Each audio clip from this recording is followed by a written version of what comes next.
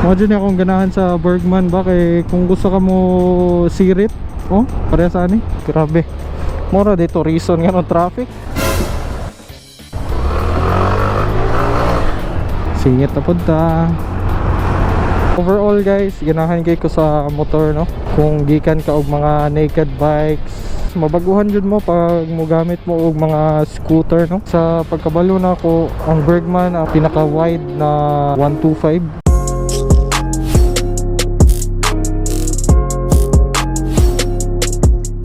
Mo ni atong unit karon na gamiton, Bergman Street 125. So tara, let's go. Kani maski nagablink na to ang fuel, dili ta makulbaan kay dagan pa ni siya sulod o layo pa po siyang maabot jud no.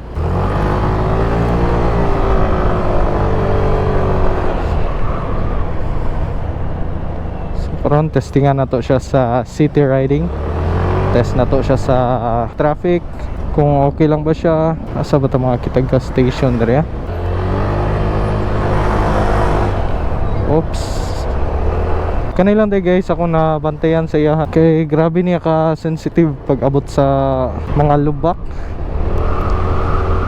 Gamayng go po siya Civic gamayng lubak lang murag mo sayo na yung mga motor no. Siguro ang reason na ani kay gamay ang ligid, dili siya standard size jud na ligid no. Same sa ubang 125 para sa na Honda Beat, dako kayang ligid, grabe kay init. Tutok jud kayang adlaw karon no kay 11:41 na, almost 12. Medyo ba nang pinakainit na time. Karon testingan na to ang iyang entrada pagka mag green light na, full throttle din ta.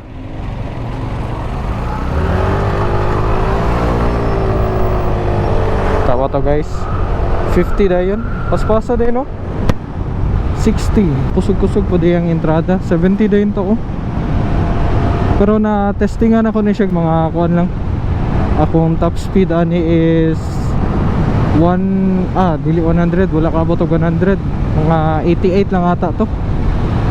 So karon testingan na to siya sa traffic kung kaya ra ba siya.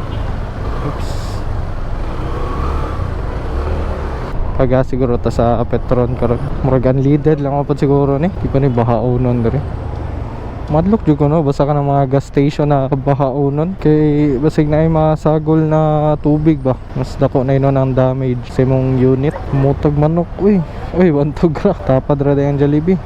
Tagas ta og 150 kanaw na to og unsa kadaghan iyang mabutang sa bars na to. Almost full tank no, 1 bar na ang kulang. So siguro og 200 to atong gipagas, full tank na jud ni siya. Kay 62 man po ang price sa gas karon diri sa downtown Victoria Plaza banda.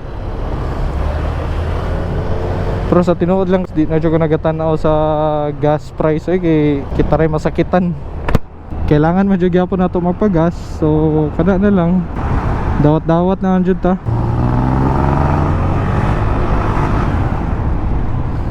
Ang sa kuha lang no, malisudan ko sa scooter type na motor kay wala jud ko naanad sa iyang design. Malisudan ko kay ang ulo niya dili mo sabay sa manobela, stay put lang siya kani, stay put lang, ang manobela lang ang mulihok. Pero sa kuha murag malisudan ko, depende ra pa na siya sa driver kung asa jud naanad. Kay ako naanad ko sa naked bike, murag pang pogi-pogi lang jud siya, dili siya magamit pang practical, wala kay U-box. So ang buhaton nimo ana magdala jud kag bag, hassle kayo sa tinuod lang ang mga naked bikes, sports bike. Basta ka nang walay mga U-box, lisod jud kay na. Try na ko ani, ka-testing ko, nagpalit mi og dog food, bugas. Kung sa MTO3 po to, maglisod yun kay duha man siya ka cellophane. Pag abot ani, gibutang lang ako dire, tapos kaning isa dire, wala na may gidala. Inga na lang siya ka practical, nice kaayo. Kung nakay plano na magpalit og motor no, tapos duol lang imong mga destination pa downtown lang ka. Kanya akong ginasulti guys, lubak. Oh, grabe ng effect sa yaba. Sa MTO3 nako mura ra tog wala. Ang ganahan po na ko ani kay iyang acceleration, grabe ka kusog kung nakita to ni nga ganiya gikan ta sa 0 abot tayo ta og 60 ba to. Oops. Oh, grabe, dali lang kayo siya isingit-singit, no? Tungod kay gaan siya. Pero still wide ang Bergman, no? So dapat i-balance lang jud gyapon nimo na makasya jud ang whole motor para di ta makagara sa mga sakyanan. Oh, grabe jud katipid niya, no? Oops. Grabe niya katipid. Ako lang siguro ang dili tipid. Ang driver lang. Kaya ginadrive na ko siya na murag pareha sa MT-03, no? Which is dapat ang normal lang niya na dagan mga 30, ngani lang 20. Maski dili traffic 20-30. Bantog maabot siya og 50 km per liter.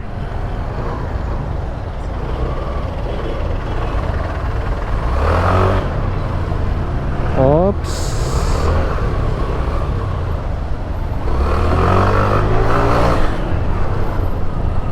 Grabe. Mura dito reason nga ng traffic. Nana dito karon sa Bahada. Singit na punta.